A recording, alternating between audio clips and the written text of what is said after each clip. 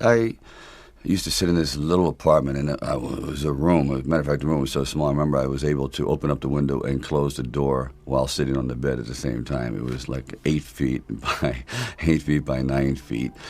But the one thing about that room, there was really very little distraction. So I would sit there propped up in bed, and I'd go out with my big pen and legal pad and just start writing these stories. And most of them were very, very trivial. But there was something about the process of unrealized dreams. I was always brought back to this subject because I think it's one of the most enduring subjects and one of the most difficult passages for people to accept that they never were realized in their own lifetime, that they just didn't get that shot.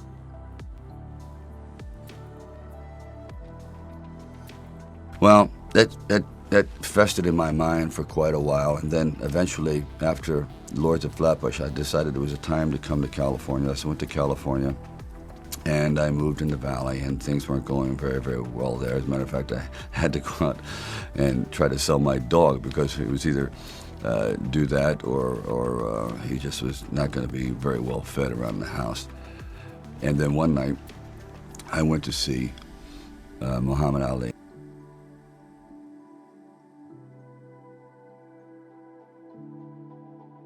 I saw it was pretty extraordinary. I saw a man they called the Bayonne Bleeder who didn't have a chance at all against, the greatest fighting machine, supposedly, that ever lived. And for one brief moment, this supposed stumblebum turned out to be magnificent in the fact that he lasted and knocked the champion down. I said, boy, if this isn't a metaphor for life.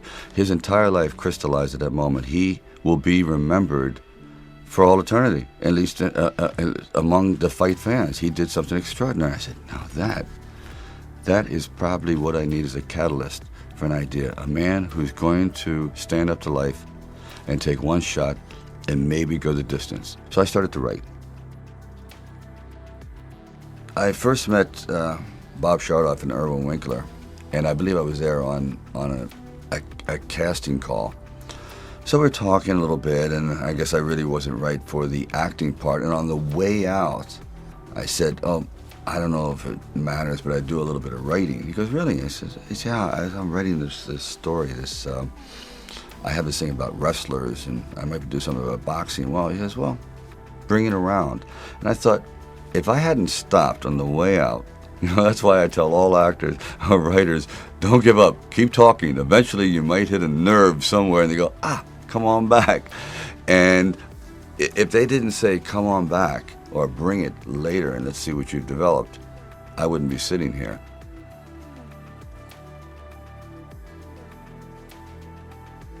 Originally, when I brought the script to them, they were fairly enthusiastic about it. The one thing they were not enthusiastic about was me playing the part, and I really can't blame them. At the time, Ryan O'Neal was a candidate, Burt Reynolds, Robert Redford, Jimmy Caan, and they all, were at the top of their game. And so I could see it, but there was something inside of me that this opportunity is never going to come around. And I really wasn't used to money, and I had no idea of what I would be missing. But the temptation started to come forward. First, it was $25,000 and $100,000. I never heard of $100,000 because I had like $106 in the bank, and like I said, I had to sell my dog, and things were not looking very, very good.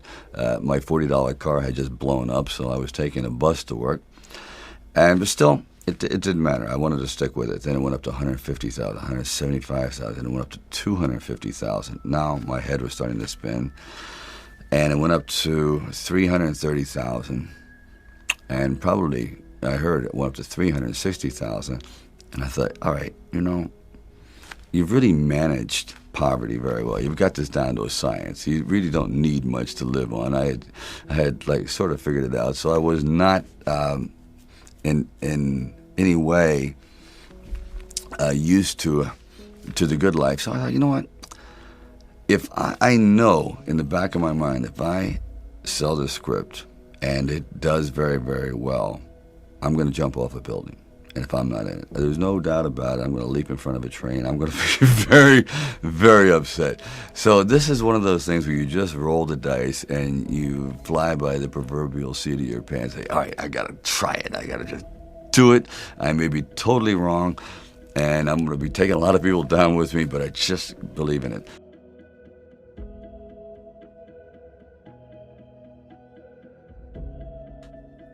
We didn't have really the money to shoot a normal union film at that time in Philadelphia, so we would travel in a van. I would jump out of the van, and we were working with the handheld camera at the time with Garrett Brown, and it was somewhat experimental.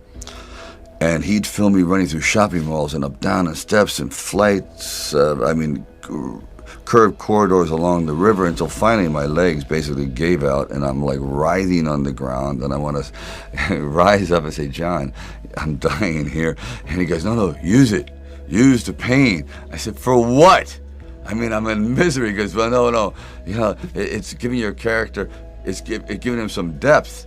I said, it's giving me bruises. It's giving me like agony. I can't sleep at night. But, John would use, one thing about John, he would use the environment. If he saw, like the scene where we just jumped down and saw this ship along the dock, docked along the pier, and he said, just jump out, run as fast as you can along the ship, and I'm running and running. I said, you know what, my legs are buckling.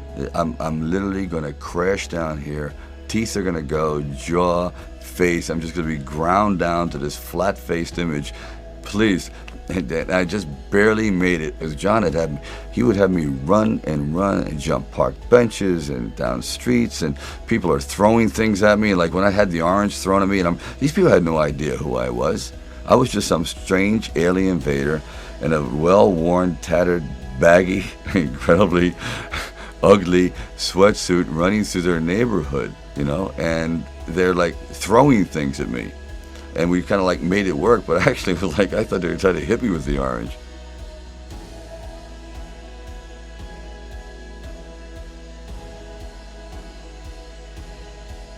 By the time the movie had done, it was probably about $950,000. It was very, very inexpensive. Many times we had just one take, and that was it. So when the screenings around Hollywood at the time were getting this unusual response, that people were actually reacting to the fight as though the fight were happening, I thought, wow, they're really invested in these characters. And I was starting to get phone calls from very, very celebrated people around town. I said, wow, this could be it. This actually is going to work. And I understand, because I really had no true confidence in it, because I had no film history, no real film knowledge. I was just working from, I guess, instinct, and I was not a filmmaker, and really not as a writer, nothing had ever been produced before, so I didn't know if my writing really worked.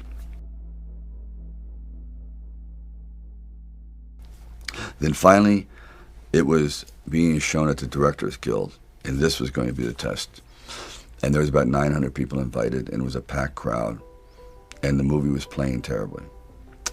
My mother was sitting next to me, and the laughs weren't coming where they're supposed to, and the fight itself seemed to be listless, the response was, and I sat there as everyone filed out of the theater, and I couldn't believe it. I said, Ma, I really blew it. It was all like, I don't know, it was nice while it lasted, but I guess when you get down and you show it to the big boys, they're just not buying it. Anyway, I sat there, and literally there was no one left in the theater, because I was humiliated and saddened by the whole thing. And even, I walked her out, and I was walking down the steps, and there's 3 flights down, first flight, second flight, and then by the time I turned for the 3rd flight, the entire audience was down there. There was 900 people waiting, and they started to applaud, and I mean truly applaud. And I said, how could you doubt me, Mom? I'm shocked. And it's like, I just completely came apart. And so there'll never be a moment like that ever. I mean, I truly was over. I said, this is it. I'm just gonna, go back home, take my dog, and go back into, trying to eke out a living, and they were all there. And they responded in a way, it's like, I don't know if that's the way they did things in Hollywood, but they saved it up, and I'll never get over that moment. I just looked at all these people, and they were applauding. Rocky never expected to win. Never. He knew it. He was that much of a realist, and I like admired the character for that, because so often I had gone to fight films or sporting films. Yes, we're going to go out there, we're going to knock him out, you're going to win. I said, no, because I'm not going to win. I'm going to get destroyed. But if I can just be lucid, if I can still be standing on my feet, you know what? Then life isn't so bad. And I think, again, symbolically, at the very end of our lives, if we can still say, you know, we were never humbled, we were knocked down, but we got up, and I can say, I lived life with integrity, and I took all the blows, as the song says, and I still prevailed. I think that's a good epitaph for anyone, and that's what I tried to capture in this film. But more importantly, I also realized that you can't be alone. To really succeed, no man really is an island. And it took the love of a woman that no one else loved. It took even the befriending of her brother, who no one could understand, but they gelled together. And Rocky brought this whole group, and with Burgess Meredith, and together they were like individual pieces, but together they made a whole entity, a whole person. And I think, personally speaking, that's happened to me too. When you find the right components in your life, the right people that gel with you, then you feel as though you're invincible. It may be a fallacy, but you at least feel as though you can take all that life has to dish out. Sylvester Stallone, I'd like to thank you for sharing your dream of Rocky with us, and for giving a performance that has enriched all our lives.